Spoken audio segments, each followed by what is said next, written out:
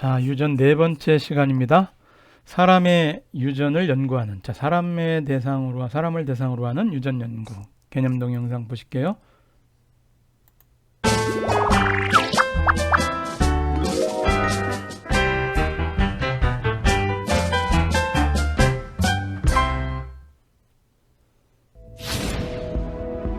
완두와 달리 사람의 유전은 매우 복잡하고 임의로 교배할 수도 없습니다.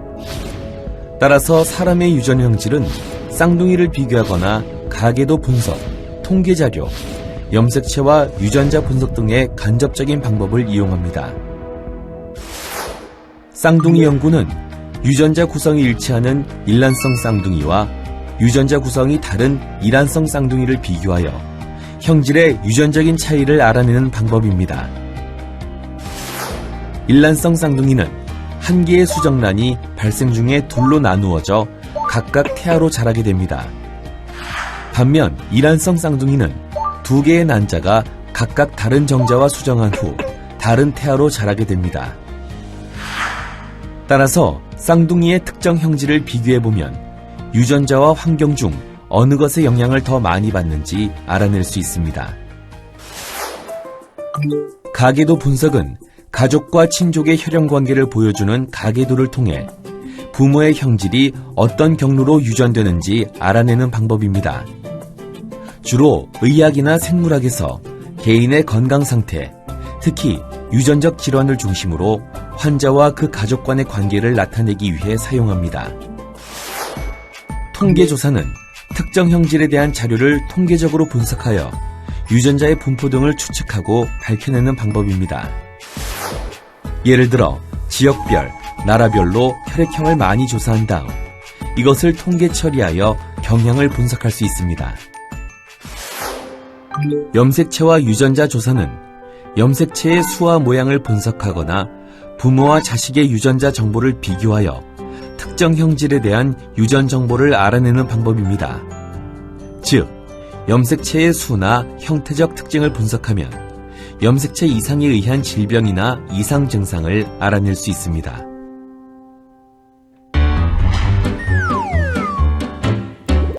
잘 들어보셨죠? 사람의 유전을 연구하는데 어려운 점이 있다는 것도 말씀을 했군요. 자, 생각 열기 보겠습니다. 멘델 유전을 공부했으니 이젠 사람의 유전도 자신 있어. 그럼 키 큰 여자와 키 작은 남자가 결혼하면 자녀는 어떨까?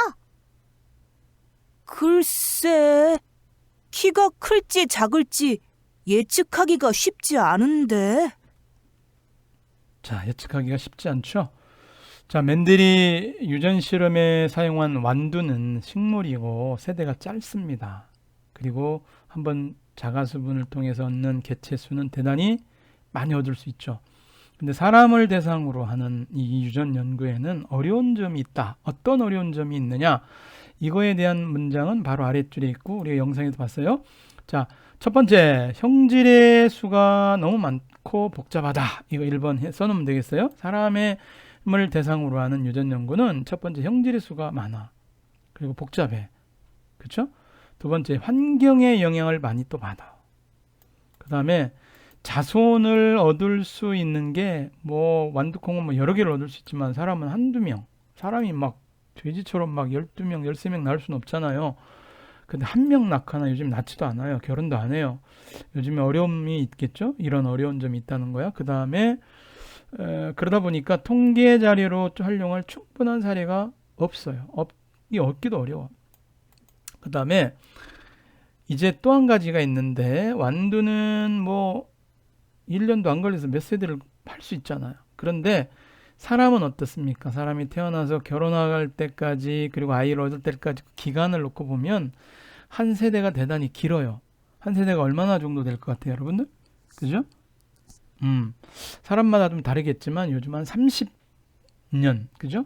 1세, 30세에 결혼해서 또 다른 아이를 낳아야 되는 거니까 인간이 100년 산다고 해서 100년이 한 세대가 아니고 보통 30년 걸려. 그럼 여러분 아무리 오래 살아도 사람을 두세 대 연구하면 끝나잖아. 자기가 아무리 오래 살아도. 그래서 연구의 지속성 이런 것도 어려워요. 시간이 오래 걸리기 때문에.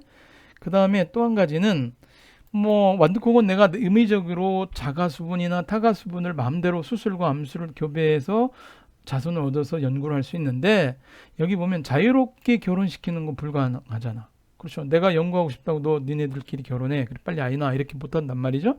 이런 어려운 점들이 있기 때문에 사람에 관한 유전 연구가 쉽지 않다. 이런 어려운 점이 있다. 그러다 보니까 사람을 대상으로 유전 연구하는 방법은 그러면 어떻게 되느냐. 첫째, 사람은 쌍둥이를 비교해서 연구하는 방법. 쌍둥이.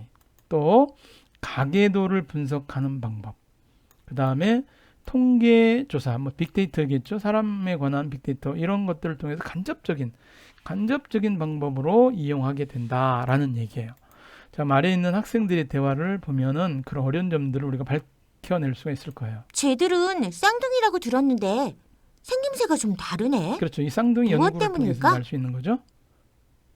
내가 가진 쌍꺼풀이 유전될까?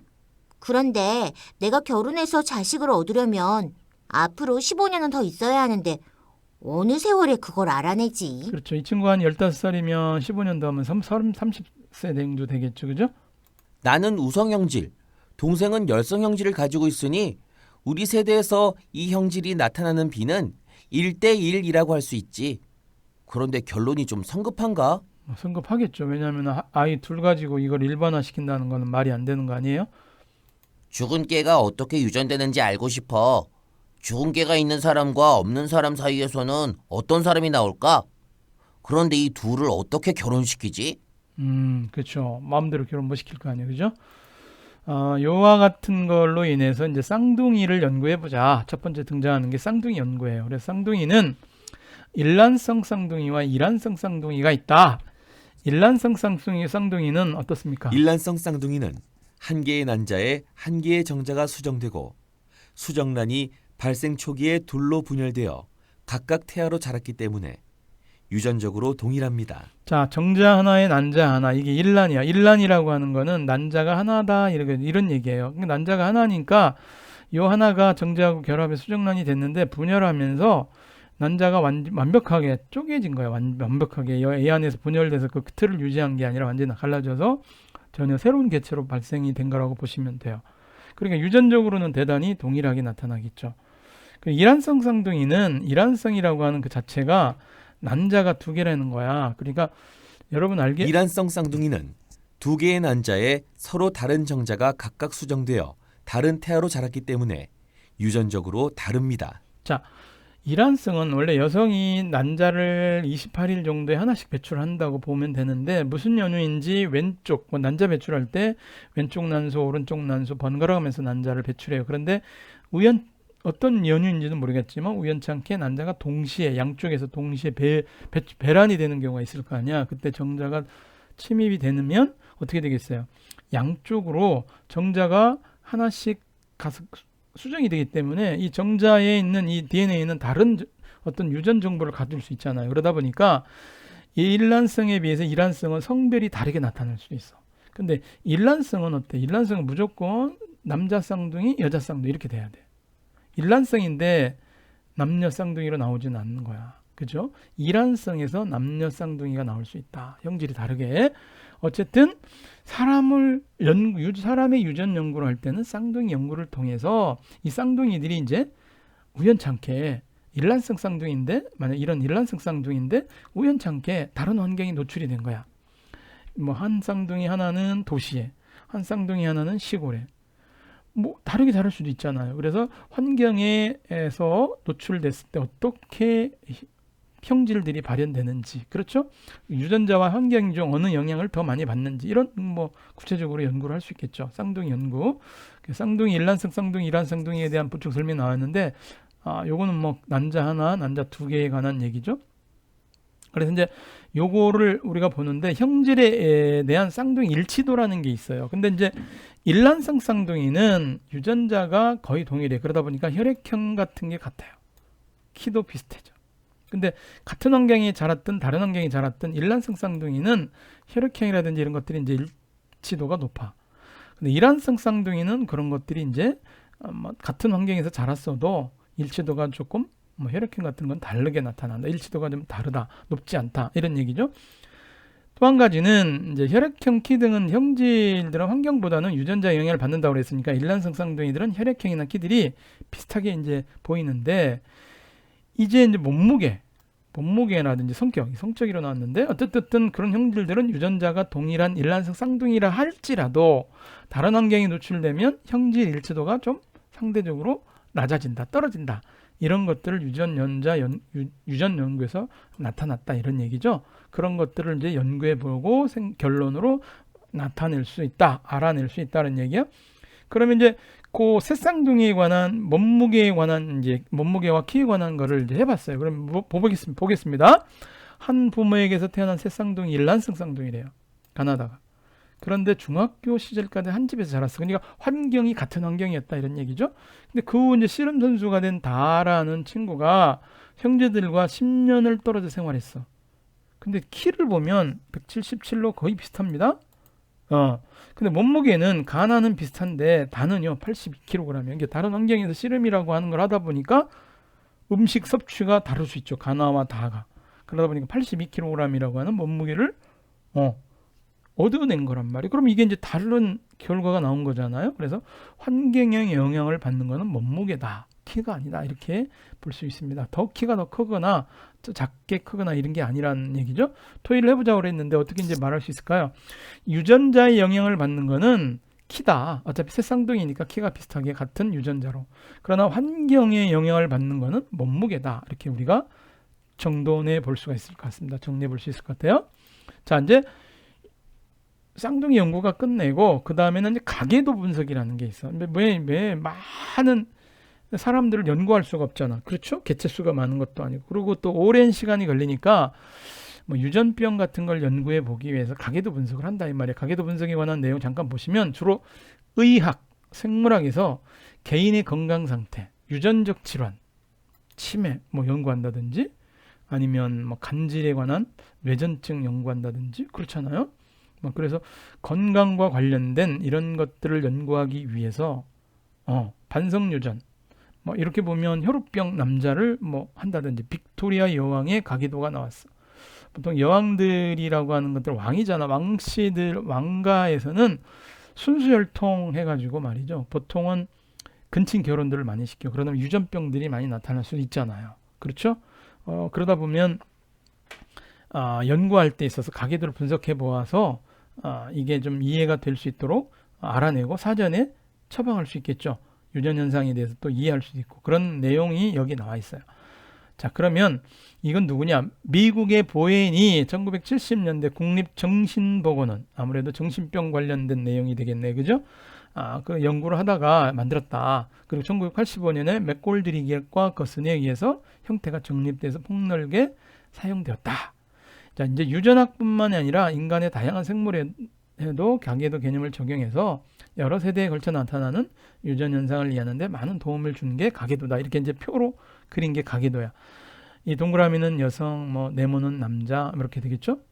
그래서 이제 쭉 그려 나가는 거죠. 딸, 아들 해가지고 어떤 연관성이 있느냐 이렇게 유전하는 게 가계도 분석이다.